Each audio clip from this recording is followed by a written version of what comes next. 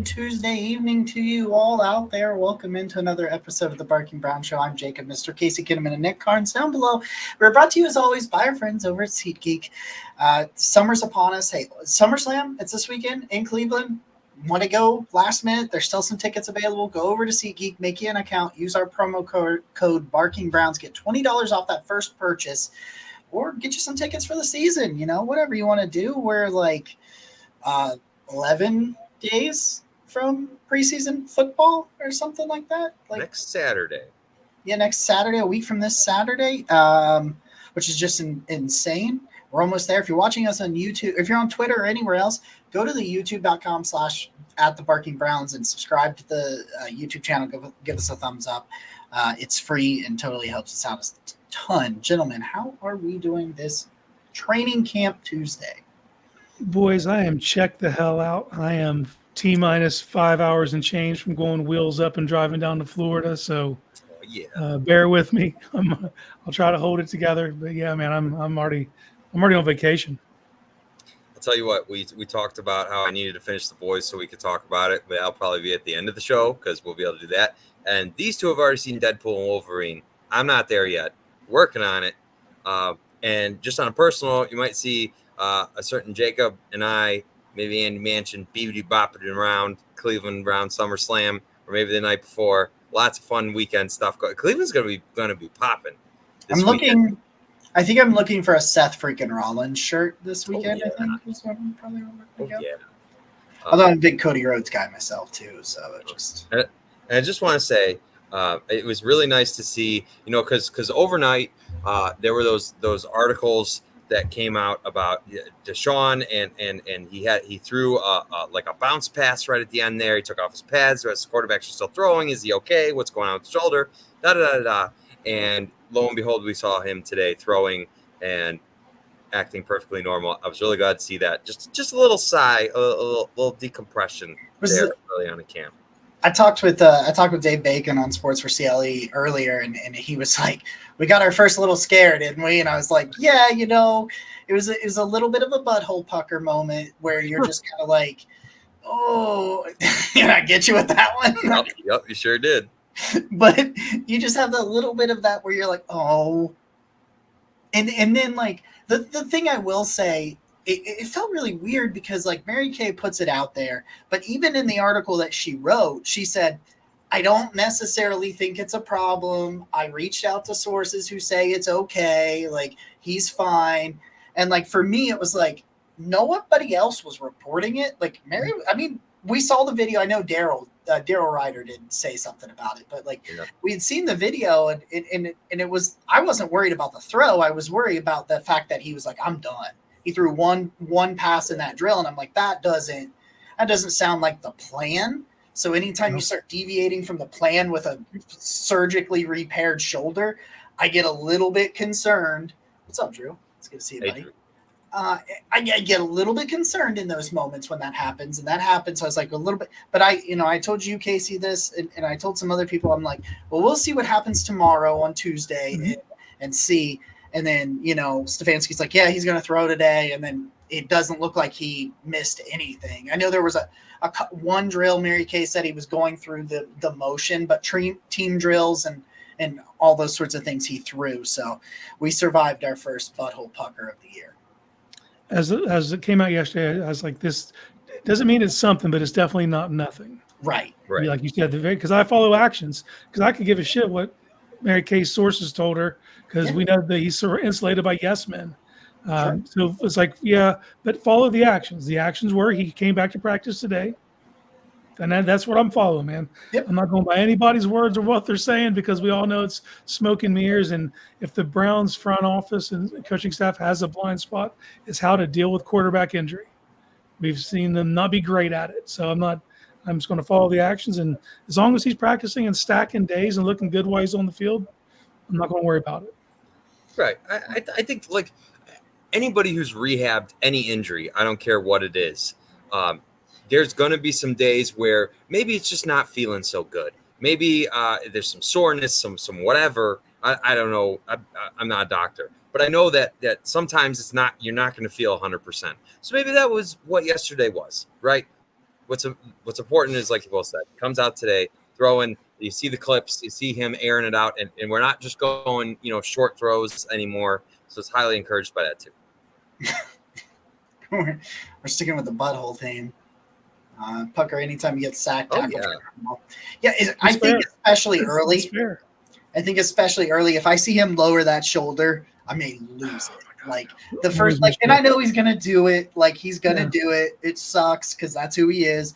But the first time he lowers that shoulder and takes a shot, I remember, and Nick can probably attest to this, in 2021, when Baker lowered his left shoulder when he had the torn labrum against the Steelers as he was going out of bounds late in that game. He lowers his shoulder, and I'm like, what the?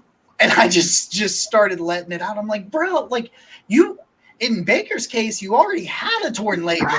What are you doing, man? Like, and I know it was the end of the year, and I think that was the last game he played, if I remember correctly. He didn't finish out the season. Yeah, because he didn't play the season finale, and I think that was the second to last game. And I know at that point the season was over, all that good stuff, blah blah blah. But it was still one of those things that I don't know. It's like. Let me put it this way, and I said this last night. I'm just glad like a guy like Jameis Winston is here because you can win with this roster with Jameis, and that makes me feel so much better. Like if this was and I know last year he wasn't coming off of surgery, but if this was last year's quarterback room, yesterday would have given me nightmares. Like him leaving a drill early with no good. Like, I don't want to say at the time, I guess Josh Dobbs was still here, but if it was at the time in which it was PJ Walker and DTR, he left early, a practice early, I would not have dealt with it with a level head. In all fairness to Josh Dobbs, he ain't Jameis Winston.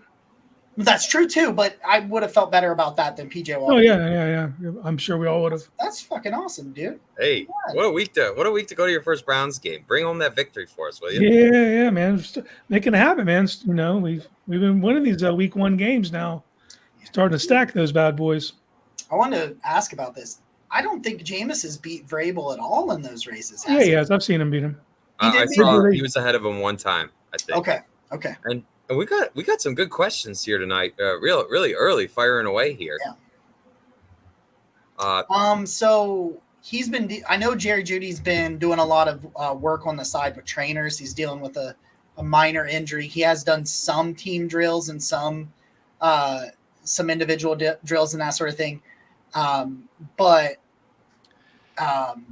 for the most part, I think it's not something you should be concerned about, but that's why you're not really seeing much, is he's mostly just like some of those, the lighter drills, those sort of things. But for the most part, he's been on the sideline. So that's why you haven't really seen much of Jerry Jeudy. And to speak to the second part of that question, do they think they're not showing just to keep him on the low? The social team has nothing to do with the coaching staff. There's no interference there. They just post at will during the practice. So the coaches don't get to approve anything first. Okay. Interesting. Well, I wanted to bring up to you guys too, because I've been going to YouTube and watching back the press conferences that, Andrew Berry and Kevin Stefanski and the players are having. And there were some comments yesterday that really stuck out to me from Andrew Berry. He was talking about Amari Cooper, and he noted a few things. Tony Grossi, I believe, was asking the questions about if anything that they had done would prevent the Browns from extending Amari Cooper beyond this year. Andrew Berry very decisively said no. And then he went on to talk about how Amari personally is right on the cusp of 10,000 career yards, which they're really excited about. And he made a special note to say that he's about a year and a half from spending the most time with the Browns of any team in his career thus far. And that was, and he said, that's important to us. That matters to us. And I thought those were really candid comments that you typically don't get from a GM. I've never heard a GM before say, like, we want a player to spend the most time with us more than any other team. And just the way that AB speaks about Amari. Kind of, you know what? Like we've talked about this on the show before, and maybe we felt more like the door could be closing on that. But I just feel like Andrew Berry's so loudly saying that there's a chance that Amari comes back and that they want him back. So I was curious what you guys thought about that and just kind of our future outlook with Amari. Just a side note about all the ads on Twitch. We are live on Twitter as well, if that's better. It's over on Nick's Twitter. And you won't get as many ads if you want to watch us live. Right. And we just appreciate you being here. So thank you for that. And yeah, Twitter will give you ad free. And then it goes up on YouTube after we're live. But yeah, so you can catch us live on Twitter and talk to us the whole time. That will work. Speaking to your Amari question, like they're not married to anything. Like the way that they set up this season, they could pivot in any direction. But there's also father time that they're trying to mitigate. You know, they don't want to be on the hook for $26 million over the next 2 years if Amari starts to show decline during the season. You know, but I think that there's a very strong possibility. I think they wanted him for one more year regardless. And I think Amari wanted longer than that. So that was their impasse. So instead of just keep playing that game of chicken, they just like, all right, well, we'll just get this year locked down and then we'll be able to move forward. So it's also one of the situations where you get to week 10 in your bye week. Would it surprise me if they announce an extension for Amari Cooper if he's playing well? No. It would not. You know, and as we talked about pre-show, this wide receiver market is done with ape shit. So the sooner you do moves, the better. Yeah, and I think too, like if you're getting in there and you're just like, you know, Jerry Jeudy's good, but he's not wide receiver one good, and Amari is not slowing down. Mm-hmm. That's a great spot to extend him. Like Cooper's still I heard an interesting stat that makes sense when you think about it, but there was a handful of players last year that had 15 or more targets that included 20 air yards. And there was a handful of wide receivers that had those targets and had no incompletions on their fault as the wide receiver's fault. And Amari Cooper's one of them with Justin Jefferson, DeAndre Hopkins, all those guys up there. So like when they do throw the ball deep, he isn't the reason it doesn't get completed. So like there are still some big play stats out there that back up that he is last year still very good. And as long as he's not, you know, falling off and Jerry Jeudy's not, I shouldn't say that because Jerry Jeudy could go out there and have 1,200 yards and they still re-sign Amari Cooper. Like I don't mean it in that sense, but I'm saying if like Amari is still the clear number one, he isn't slowing down like you said, Casey, and we're at the bye week in the middle of the year and Jerry Jeudy's like a great compliment, they could be like, man, I got to have this 1-2 punch again next year. You know, I've got to make sure this happens and that comes out. I mean, that's when you've seen so many extensions in the Andrew Berry era in the middle of the season. Mm-hmm. Grant Delpit being the most recent one, where it's like, hey, because of X, Y, and Z right now, we don't want to go further than what we're offering. But 2 months from now, we could have a very different opinion. Yeah, situations are situational, man. Like it's, and then like also the factor of what if Cedric Tillman really shows up and is just a factor, game in and game out, and then you have to start carving out room for him because at the end of the day, you want your drafted players to assume these roles so you're more cost effective, so you're not constantly paying top of the market stuff, but. You know, you got to do what you got to do, and you can't let a talent like Amari Cooper go if he shows he's still in his prime. A question earlier. I've seen Tillman looking really good so far. Tillman has looked very good. He's one of my stock up players so far. Do you think he'll be wide receiver 3? I think he could finish with that role. I don't know that he'll be, and I know we're not counting David Njoku in this because he's a tight end. I always do, though. Well, I know, but when I'm talking about like wide receivers with the most stats, like I'm just talking about stat size. I don't think that he ends up at the wide receiver position as having the third most yardage or anything like that. Mm-hmm. But depending on how Elijah Moore plays and the step he takes, he could towards the end of the year in terms of snap count, he could be wide receiver 3. I can see that. because we've talked about it ad nauseum, right? That like he brings something that nobody else brings to the table, and like we've got quick, elusive, fast wide receivers like Jerry Jeudy, so Elijah Moore is not a unicorn in that sense, whereas Cedric Tillman kind of is. So I don't think he'll start the year there, but you could convince me that by the end of the year he was getting the third most snaps at that group. I saw a friend of the show, a friend of ours, Corey Kinnan, post talk about Cedric Tillman coming from one of the most simplistic college offenses and going to a really complex NFL offense, and how that he just wasn't ready. Right, that can be more of a transition, because you saw there were so many examples of Cedric Tillman just not being where the quarterback thought he was going to be, and so I don't think that's an ability problem. I think that's just mental. And so, you think about it and you say, okay, we've got another year in the system. You've been you're fully healthy to start camp here. There's a tremendous opportunity, because I think, beyond Amari and Jerry Jeudy, I think they're just going to say, okay, who offers us the best upside here? And Tillman, man, is that unique guy that gives you the size advantage and can win those contested balls. And I think those are passes Deshaun Watson threw so many passes up to DeAndre Hopkins over the years that he just could he do the same thing with Cedric Tillman? I'm not comparing two wide receivers. I'm just saying in terms of being that contested catch guy, that's what Cedric Tillman is built to do. Yeah, he's built to play physical football. Yeah, he's a better athlete than some people give him credit for too, at his size, and he can get a little bit more vertical than you think. We love you, by the way. Break loophole, breaking the system. We do. We've had so many new subscribers the last couple of weeks, and we're very blessed that you're all here. Yes, we are. I'll say this. I'm not going to be surprised whatsoever when we get to the end of the season and David Njoku has the second most targets. Well, he should. I agree. He should. I mean, and I wrote this up. It'll come out probably tomorrow or something on Browns Wire, but he kind of talked about that a little bit a couple of days ago in his media availability, where he was just he straight up was I'm excited about the role. We've had this conversation. He's talked to Deshaun Watson. He's talked to the coaches about hey, you saw last year what I can do. You saw me at my peak. And he even went on to say that he doesn't count last year as a breakout season because he thinks he can be even more productive and even better. Yeah. And you look at kind of some of his numbers in the beginning of the year, and he didn't start out all that great.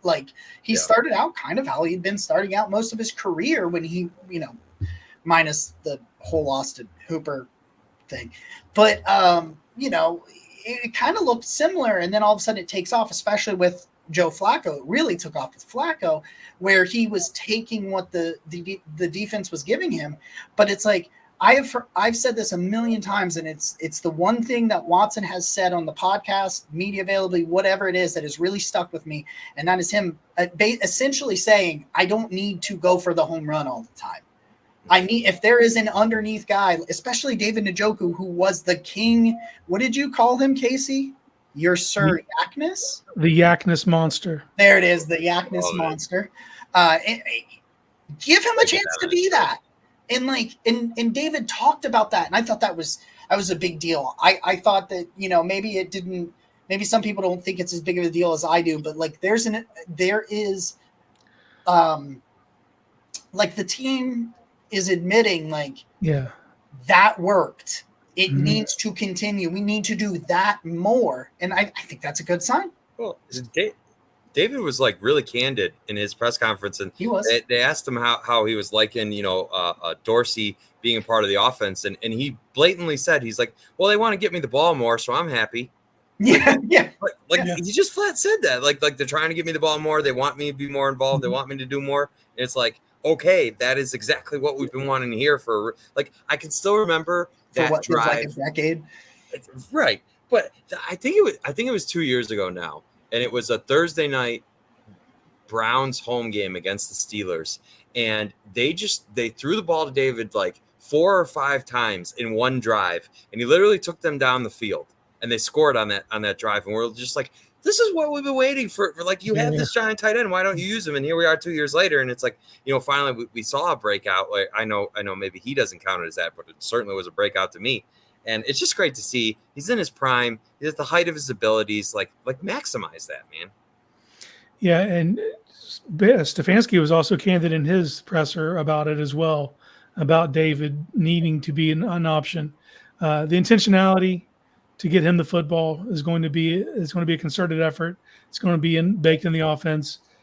It's just in a league where you're always trying to find easy answers for your quarterback. That's what Njoku is. He is an easy answer. He's too big for defensive backs. He's too fast for linebackers. He's a mismatch. He's an excellent blocker, so you'd never have to take him off the field. He's punishing with the ball in his hands. He can run by guys. He can jump over guys. Like, it's a no-brainer, man. Like, I keep the number 8s always in my head. Like, if you're not attempting at least 8 targets to that man a game, you're doing your offense a disservice. Agreed. Yeah. I would say 8's probably the magic minimum. Like, magic minimum. Ooh. Yeah, the magic minimum number. I don't know. Depending. We're just making up terms tonight, I suppose. I like it. The Actus Monster. Yeah. Which speaking of it, we got to get that on a shirt, and we are also sponsored by Homage. I've got Joe Thomas tonight. We got the make them know your name, the Denzel Ward stuff. I got a Guardians shirt on. Sorry.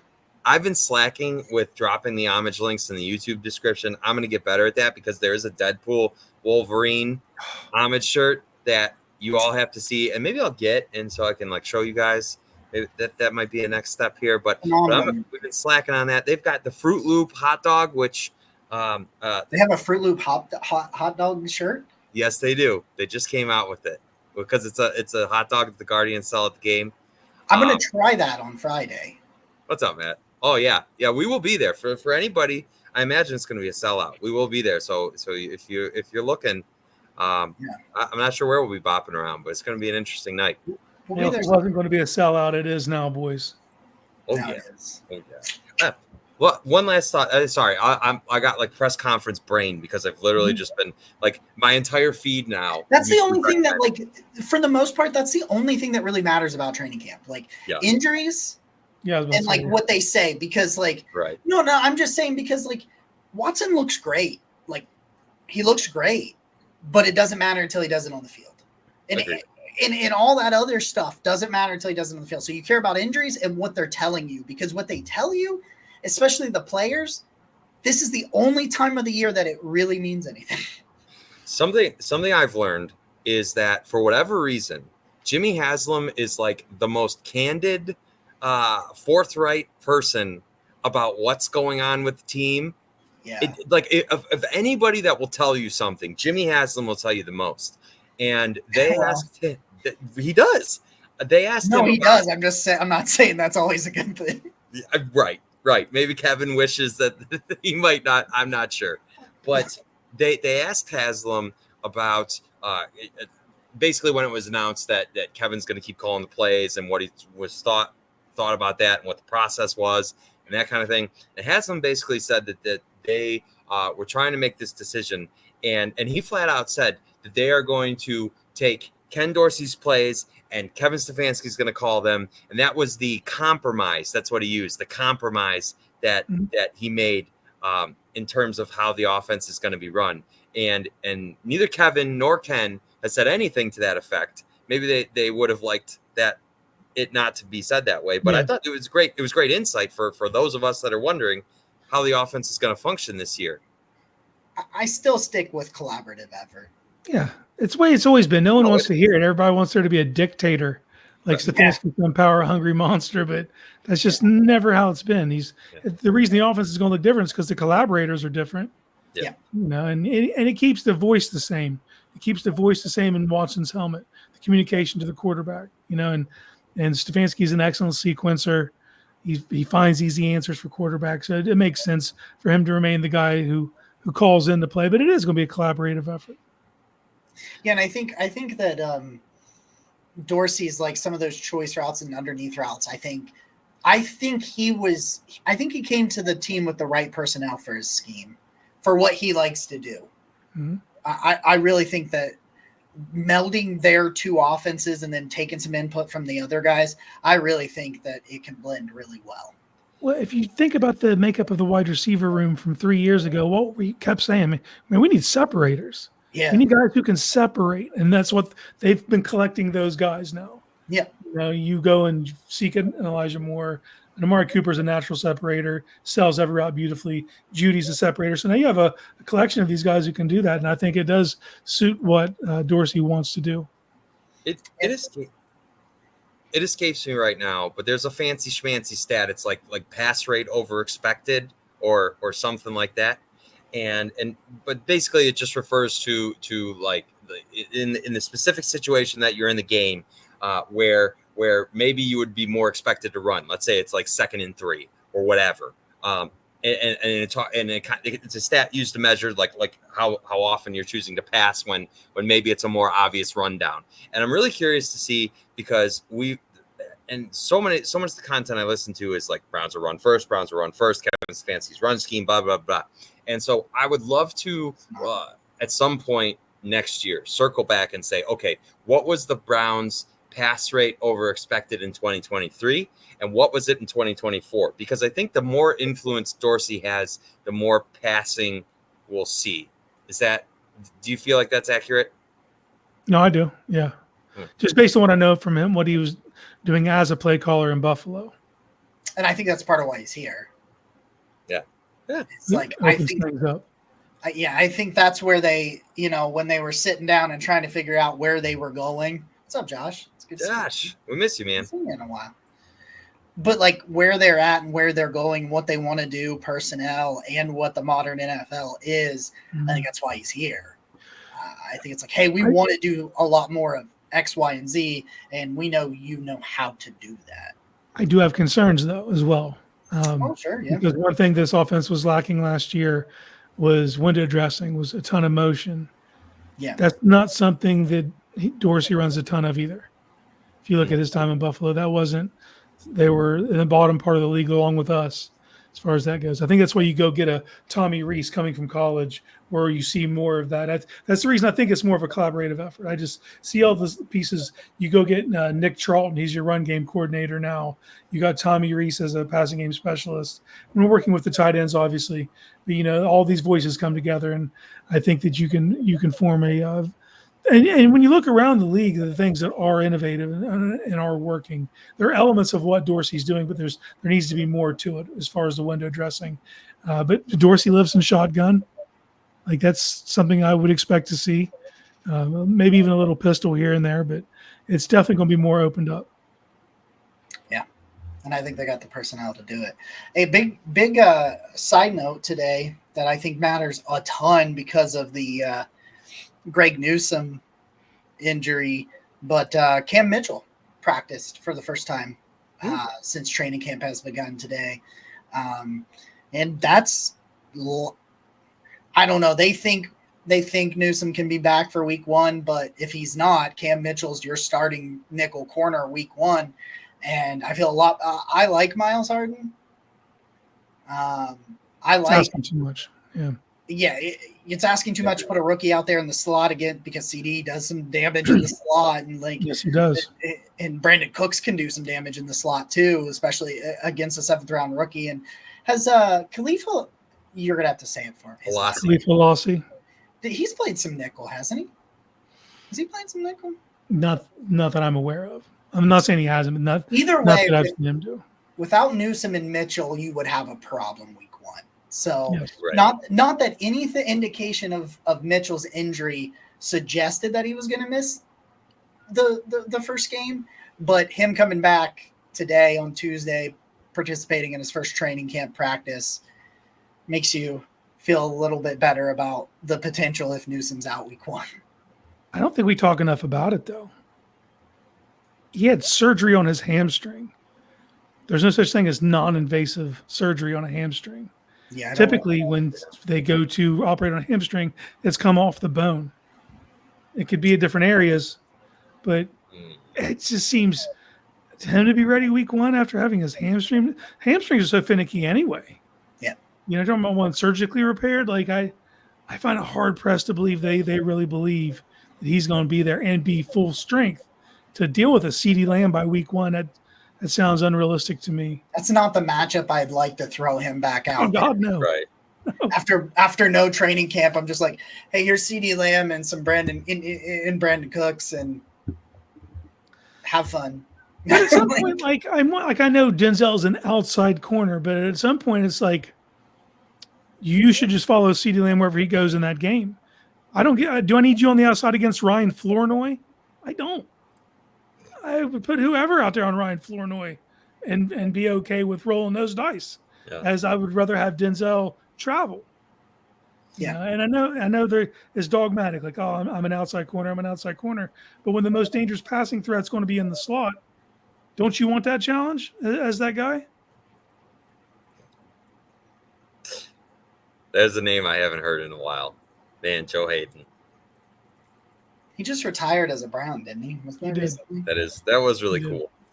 I will say to that point, well, there's a couple pieces here. Number one, Andrew Berry's done a lot of downplaying both Dalvin Tomlinson and Greg Newsome's situation and said both could realistically be back by week 1.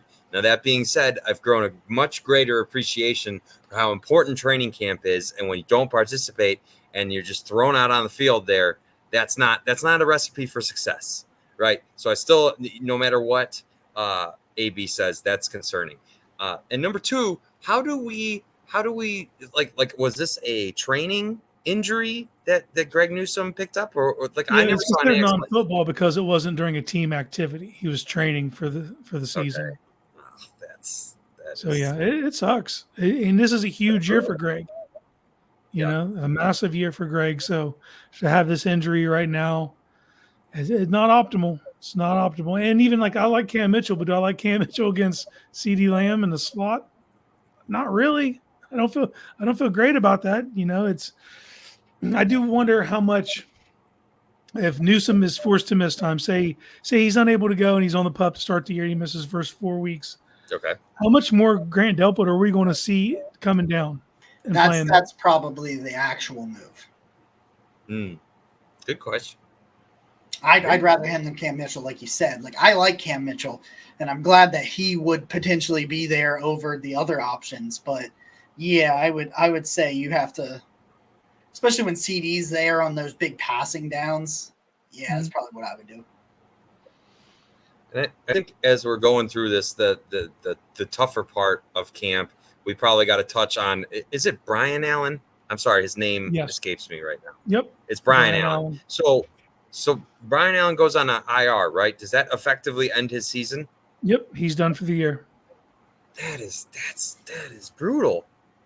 I know we're talking about backup center here, but still designate him to return. Huh? Can't you still designate him to return? No, if you IR him before the season starts, if he doesn't make it to the initial 53, he's out for the year.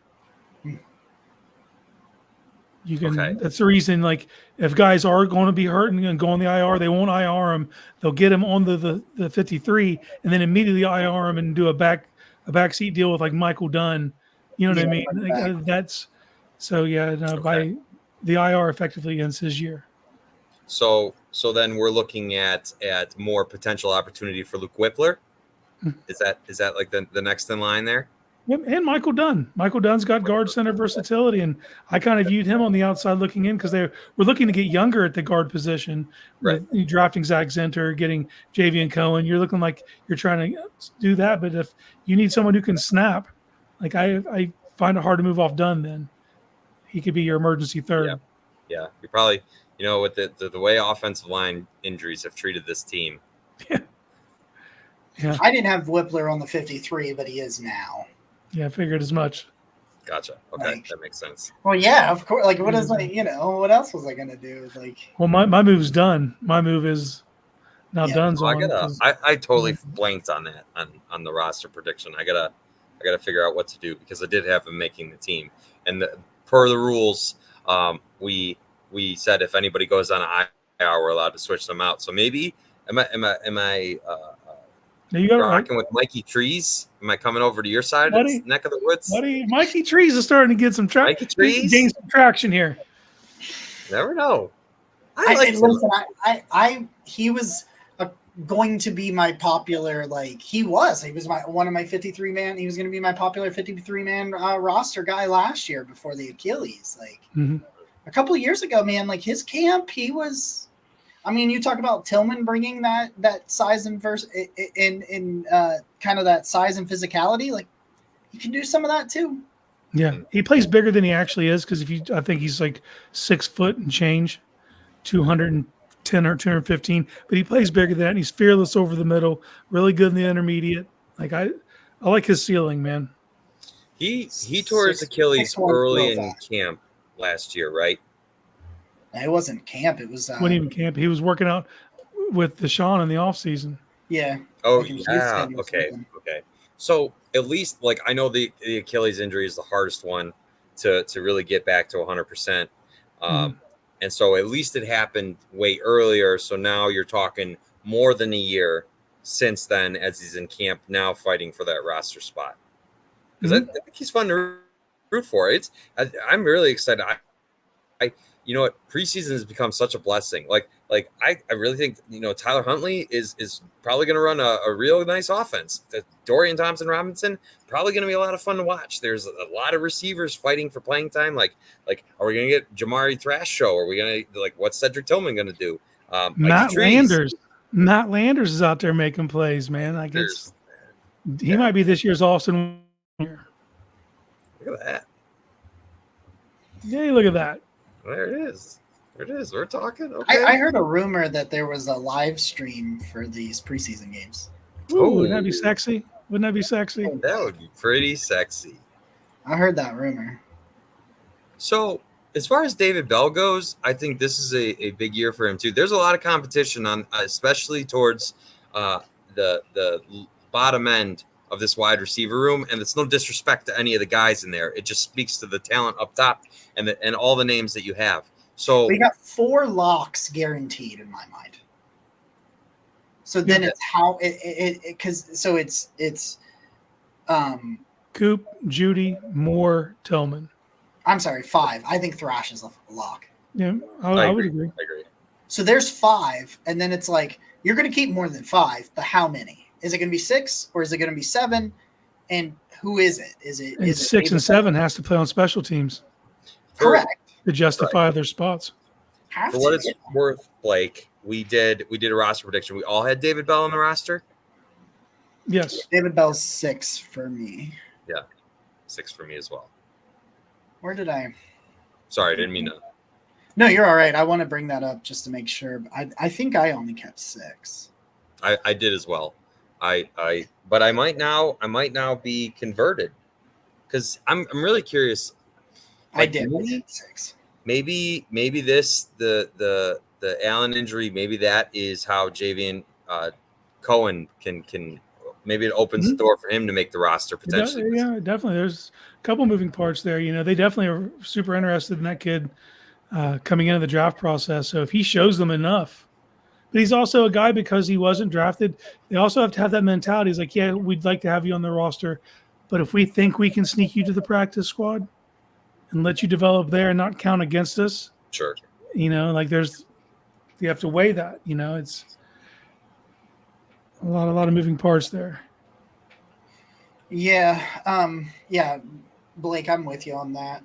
Michael Woods to the practice squad, maybe. That's probably, I could see that. They like to keep like a couple on the practice squad. We've seen that, so I could see him going. I could see him going 7. It's also about the running back. Like, is Chubb activated or not? Like, there's a lot of. Well, that's my contingency. The reason I got Mikey Trees on is I got Chubb on the pup. If Chubb's on the pup, that's Mikey Trees. He gone. Yeah, I could see that. Yeah. Oh my god! Yeah, it's such a good, fun problem to have these conversations one week in a training camp where we're not being like, "Hey, did you see that 8th round rookie?" And I know there's not, but like, yeah, I know. Yeah. But like, did you see that undrafted guy? Maybe he could be our number 2 wide receiver. Yeah. Well, that's like, what Nick was saying. 5 years ago. How fun preseason is going to be. That's what we used to have to watch for in preseason. Well, that's all we cared We about. were watching Isaiah Crowell, like, oh shit, we got a running back now. We didn't have one. Maybe now we got one. Like, no, that's not where it's at. Now it's like, who's going to be 45 through 53 on the roster? That's where we're at. Do you remember Johnny Manziel giving the finger to against Washington in the preseason? Just like, and I just remember like just the way I felt getting ready to watch him play that preseason game, and then what transpired on the field, and I'm just like, oh, we're fucked again, aren't we? The realization, like a cold bucket of water to the face.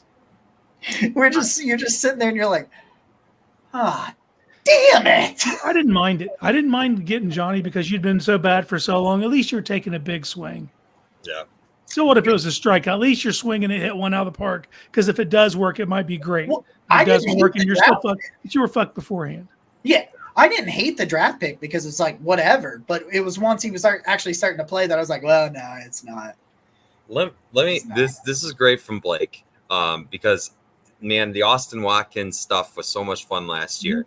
So I'm gonna ask all of us here. Give me. I don't care what position or whatever. I want your preseason darling of the Cleveland Browns in 2024. Who is this year's? Can we do both sides of the ball? Yeah, that sounds fun. All right, yeah. I want to say something to Blake's question before we get started. Though. Okay. It is so easy to overvalue your own roster. Yes. Because if you look at what Austin Watkins has done since he left Cleveland, he's going to be on practice squad in Philly. So it's same situation, different team, and they have a good top end of their wide receiver room. So he looked really good, but you have to understand them not rostering that guy. He's not. It wasn't like someone else just plucked him off our practice squad and he was the starter somewhere. Sure. Like some one of those type of gems in a rough. But I digress. One last thing before we get into preseason darlings. I see Connie's here. Connie, we miss you. Thank you for being here. All you guys who are tuning in. We got over 700 people here right now. And if you would click the subscribe button on YouTube, we will love you because you'll help us chase dreams and make this even more of what we do. And if you think we talk a lot of Browns now, imagine when we could make it just what we do. Fucking Drew. He said me and Johnny always had that one finger. Yeah. I like Drew's got a t-shirt he has. I need to get one from him. I need to buy one from him where it's Brownie the elf giving the finger. I think it's pretty funny. Oh, okay. I would probably never wear that in public, but like it's fun. It's fun. Okay. Preseason I'll do offense. I'll do my off. No, I'm not ready. I do. My preseason defensive star is Michael Hall. Okay. I think going up against, because he'll go up against a lot of second and third stringers and stuff. Mm-hmm. I think he can beat second and third stringers with that speed and athleticism that he should not have at that size. So I think that Michael Hall will tear up the preseason. We doing defense first then? Yeah, defense works. I couldn't think of one on offense, so that's why I did it. I mean, I got my offensive guy too already. I'm going to go Isaiah McGuire. Okay. I think Isaiah McGuire looks like he has to make the 53. Like undeniable, he has to have a roster spot. And not just active roster spot. How about Devin Bush? Sweet, Devin Bush showing a little sparkle, a little magic, making the most of his opportunity. Maybe a sack, maybe an interception. Something that makes you say, maybe there's something going on here. My honorable mention, though, is going to be Miles Harden because he's going to light some running backs up. There's going to be a couple times that he comes up and runs support and just annihilates a play. That's going to be fun to see. Well, I was going to honorable mention him or Mahmoud Diabate because I think Diabate played well last year, and I think he'll do some fun stuff this year. I think the Browns are going to run the ball well in preseason. And not to bum off of you there, Blake, but man, Aiden Robbins is a giant running back, and you know what? Just John Kelly's the unkillable running back that just stays here forever. Maybe Aiden Robbins can unseat him, man. I think that could be a thing. And so I'm going to pick Aiden Robbins. That was my guy, so now I have to pivot. Jacob, do you have a different guy? I do. Okay, you go. Jamari Thrash. Jamari Thrash, I think for the same reason as Michael Hall. I think he's very good. I think Thrash is a very good athlete. I think he can get vertical. I think he creates in the open field with I love the thing that studying Thrash's film that I come back to consistently is his body control. The way he can get in and out of his breaks and just kind of slam the brakes and stop and change directions. And I think learning from a guy like Amari Cooper and from Jerry Jeudy, I think he can get even better at that, where I think he's just naturally good at that. And again, just like with Michael Hall, I think Michael Hall will out-athlete some guys. I think Thrash has a better athletic profile than some people might think, and I think that shines in the preseason. Can you imagine if Siaki Ika lights up preseason? No, I can't. That would be so much fun. It'd be great. Oh my God. He needs it. He needs a great preseason, man. Yeah, I hope he does. I want to be wrong about Ika so badly. All right, my offensive preseason darling, Trayton Welch. Ooh. Okay. I think he's going to have a couple of scenarios where he rumbles and shows us a little bit what he can just be a big athlete on the field and give you a glimmer of hope that the Browns might have something coming down the pipeline as far as a tight end goes. They want to keep 3, I think. Like, I do believe they want to keep more.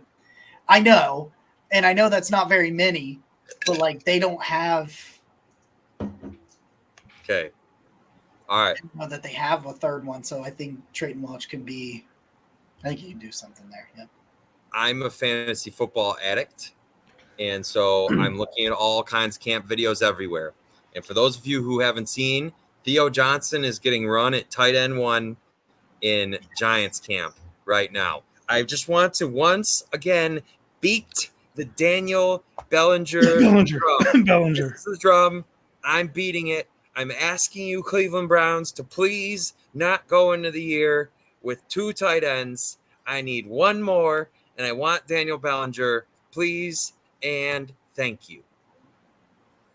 Sorry, I can't help it. No, nobody. He's not answering. Lost my number. Yeah, it probably is. There's no way I know his number. What? One last genuine piece of press conference material. Kevin Stefanski was speaking about JOK and said that he could be 100% the guy who wears the green dot 100% of the time, and be the signal caller out there, the leader out there. Spoke so glowingly of him. To me, that sounds like a linebacker who's getting extended in the Cleveland Browns defense. What do you think? He needs to go show that. They want him to be that guy, and he probably wants to be paid like that guy. And the reason they haven't paid him yet is you haven't seen him be that guy. Like, you haven't seen him be the 100%.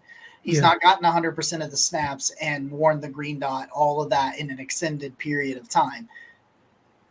I think he is the best candidate for a bye-week extension on the team. So Mac had a tweet yesterday, and we talked about it on Sports for CLE, or I guess Monday. I don't know what day it is, Jesus. Monday was yesterday. Anyway, I think he logged like 756 snaps last year. Yeah. And if you look at the top tier guys, if you look at Bobby Wagner, Roquan Smith, Fred Warner, those dudes are over 1,000. That's the next step in JOK's evolution, is being that guy who doesn't ever leave the field. And with that comes extra responsibility. And you want your best linebacker to be your green dot. So I think that's got to be his goal eventually. But we'll see how quickly he gets here, because you already got a guy there right now in Jordan Hicks that can handle that responsibility, because he's done it at several stops, throughout his career. Right. So it'll be interesting to see how they handle it. But I think that at the end of the day, that's what you want JOK to be, right? Mm-hmm. The unequivocal leader of your defense, the voice, the guy who rallies everybody, the guy who gets people in position and really holds the group together. Well, and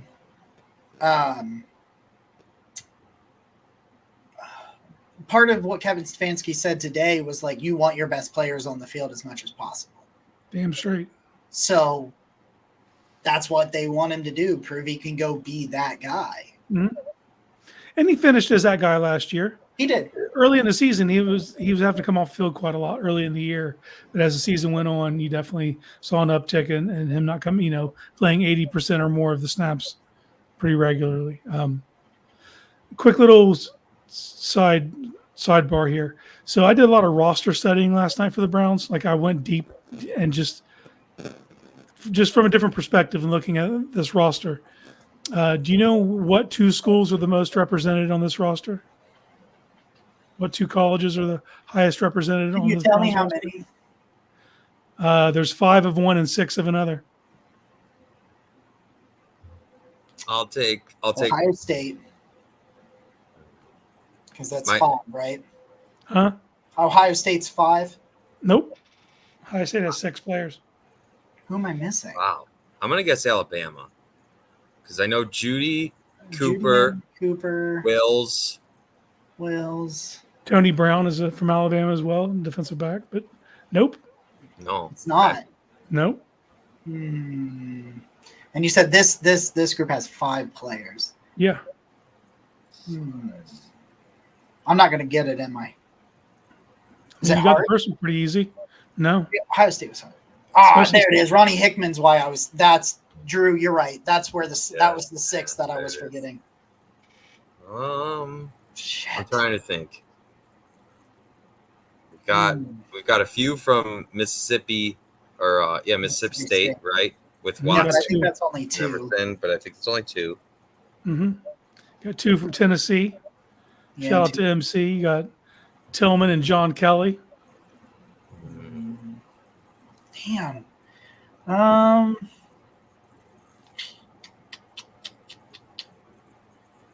I don't know. I got Do you, want me, nothing for you. do you want me to give you a hint? You'll Yeah, know give me a right hint. away. Give me a Roger hint. would know this answer. Oh, Is it it is Michigan, isn't it? I was thinking about that. Damn it. Oh, it's Yeah, Ohio Ohio State. State is like right away. Like, Well, yeah, because I immediately was thinking about, like, I wrote an article about when a couple, like yesterday, that DeWan and DeWan and Michael Hall were missing practice. Practice, So then yeah. I was like, wait, and then there's Denzel Ward, and then Ronnie Hickman, and like I was like, okay, yeah, that's got to be that. Luke Whippler, yeah. Luke Whippler. Hmm. Okay, so who's all the Michigan players? So we've got Zach Zinter, right? I'm trying to think about. Let's see. Maurice Hurst, Oh, okay, that's a good one. I forgot about that. Mo Hurst. You got Zenter. You got Devin Bush. Oh, yeah, Devin Bush. That's 3. Let's see. I'm thinking. I would automatically go to DPJ, but he's gone. Yeah. He gone. He gone. I don't know. One game. I do not know. I don't know. Pull up the official roster here. Okay. I did all the body counts last night. Yeah, but it's like, I like it.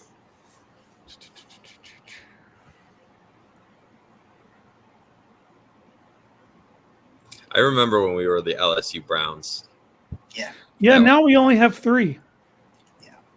Delpits. Wow. I do not. Okay, so for a really long time, I've been working Saturdays. And so college football for me is just like I get to watch Ohio State and I've gotten to watch the college football playoffs, but I just don't get to dedicate that type of time to college like I'd like to. And that's changing this year. So I'm definitely going to dive deeper in college and try to be like these cool cats over here and just know all these prospects and all these ins and outs. Like we're gonna level up the draft show this year. I don't want to Dalvin get was far ahead of ourselves. Dalvin was Alabama. Dalvin was Alabama. Yeah. Okay, so Second that's round pick. 4, right? Dalvin, Judy, Jedrick. Yeah, but we're talking about Michigan though. I know, but it's 4 Yeah, from Alabama. So for whatever that's reason, probably the app is not wanting to load here, so okay. I'm having to go about it a different way. Okay. I'm getting it. Hold on. So that's so basically though, the top 3 schools represented on the Browns roster is Ohio State, Michigan, Alabama, right? Because we know All right, I got it. Okay. Vincent Gray. Devin Bush, Vincent Gray, Maurice Hurst, Zach Zinner. That's only 4. Say it again. Devin Bush, Vincent Gray, Maurice Hurst, Zach Zenner. Well, that's 4. It's 4. I mean, nothing else. Because Brian Allen was Michigan State. I'm really excited about this factory of Ohio State wide receivers. Like, could Emeka Ibuka be a Cleveland Brown next year? Is that crazy? Can we revisit this one day? One day next year? Crazy. You never know. No, I think it's true. I think he's fantastic. Yeah.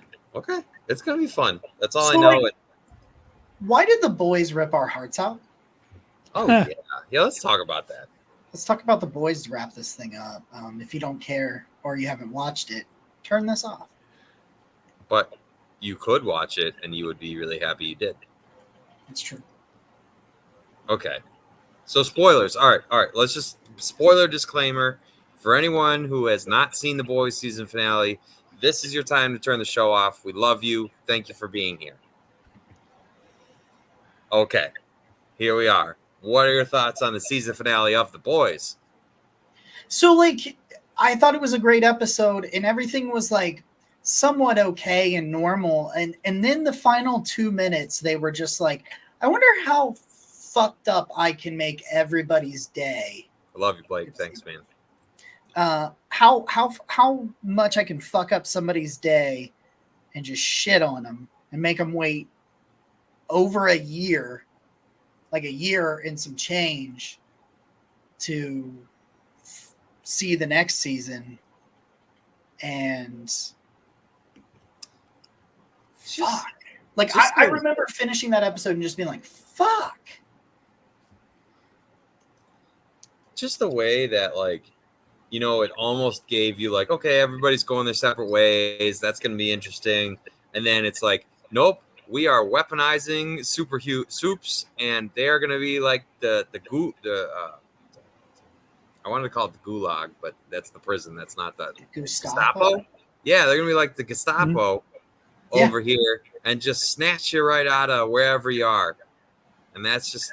And they're literally setting up concentration camps in that show. Like, they're literally going to do that. They're literally turning in to Nazis.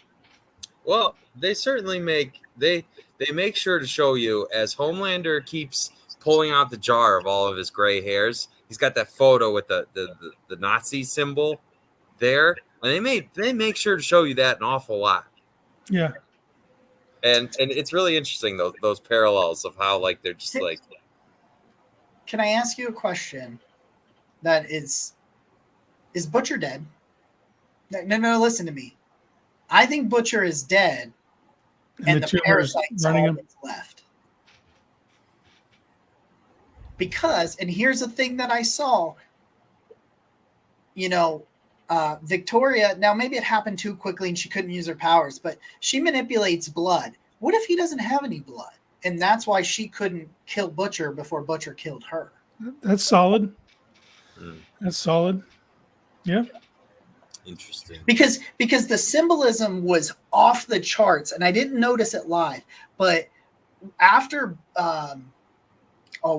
Ryan, when Ryan kills Grace and Butcher's out there looking at her, and he's like bent down, and you can see it, the camera slowly pans to Joe standing over Butcher's shoulder and looking down, and all of a sudden focus goes to Joe and he takes over.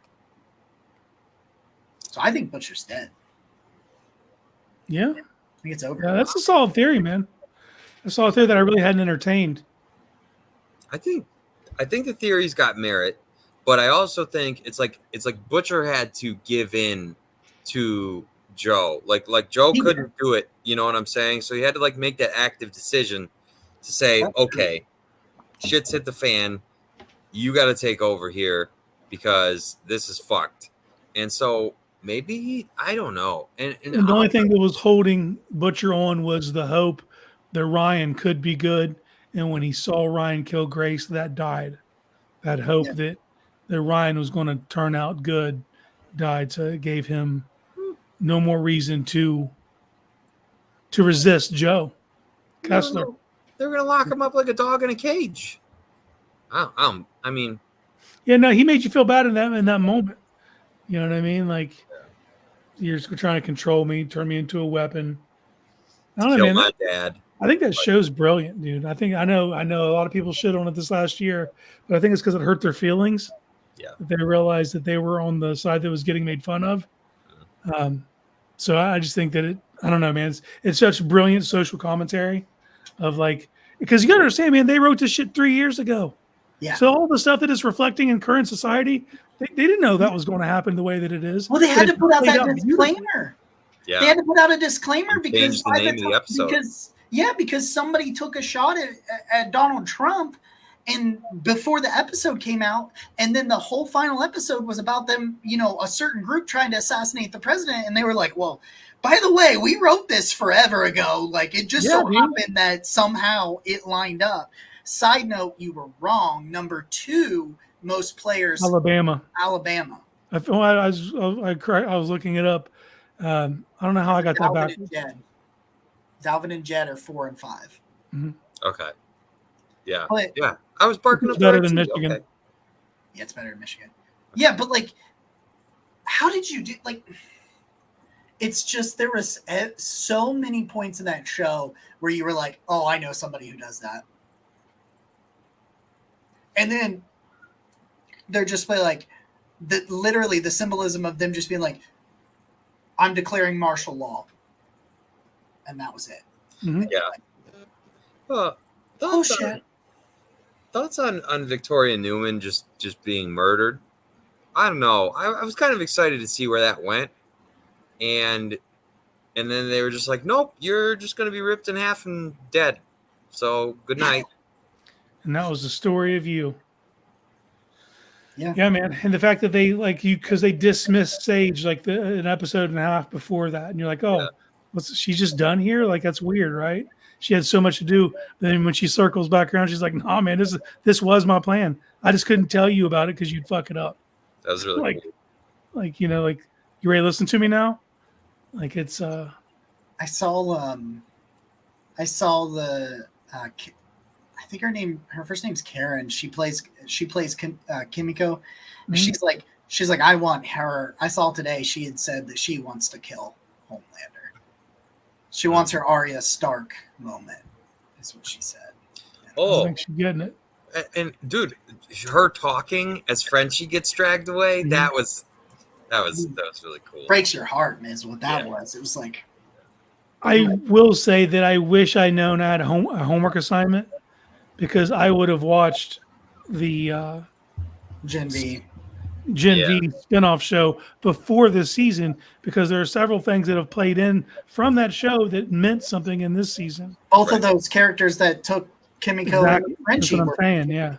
She's a brainwasher. Like I know a little bit of their backstory now because of what they've done on this show, but it was all laid out in Gen V. So now I got to go back and watch that. I just wish I'd have known ahead of time because I definitely would have gotten that in. Right. Just to be fully armed for this season of The Boys. And now I'm just like excited about the fact that they're going to do Vought Rising with Soldier Boy and Stormfront and set in the 1950s when Vought first became a thing. And I'm like, that'll be pretty cool. One last thing. I really liked the way that, okay, so the president's speaking and he clearly wants to keep speaking and Homelander's like, no. And like, he just interrupts him and says whatever, like does his thing. And it's like, so the president's just going to be a figurehead and Homelander's going to run this whole thing. And I'm so excited about where it's going. I thought it ended really well. It was a great cliffhanger. Mm-hmm. It's just great storytelling. And definitely not a feel good. Like they didn't end on a positive thing where like you felt good about it. It's like, ooh, I got to sit on this for like two and a half years. Yeah. Just this. And if you're looking for like your fix of something that's like The Boys, but a little more fun, I know Jacob's like right in the middle of Peacekeeper right now. Oh, no, I finished that in less than a week. Oh, you finished? Yeah, I couldn't recommend it enough. It's immaculate television. I finished that. I'm on to House of the Dragon right now. Oh, okay. Yeah, I still got to start. I just can't. You know what? I turn on the TV. and I just watch Browns press conferences. That's literally what I do now. Yeah, I've ran out of time for shows, boys. Like we're here now. I won't have We're time here. for shows. Yeah, Thursday night, man. Bears. Who? Bears, Texans. Is that right? That sounds right. I know it's the Bears. Yeah, but Caleb Williams isn't playing. Hello. I would like to see a little Caleb Williams. Maybe give me a series. You know, we got Tyson Bagent. Yeah, but I think more teams would be prone to play their starters in the Hall of Fame game if that field was more credited. Like, I know a lot of people aren't happy with the actual field that they play on itself. Okay. So it's hard pressed for me to put my starters out there, especially the kid I draft number 1 overall. Sure. Subjecting to that. Okay. Fair enough. It's football. That's all I care about. Maybe I'll be betting. Who knows? With that said, if you're out in Cleveland this weekend, you may find a dynamic trio. So look out for that.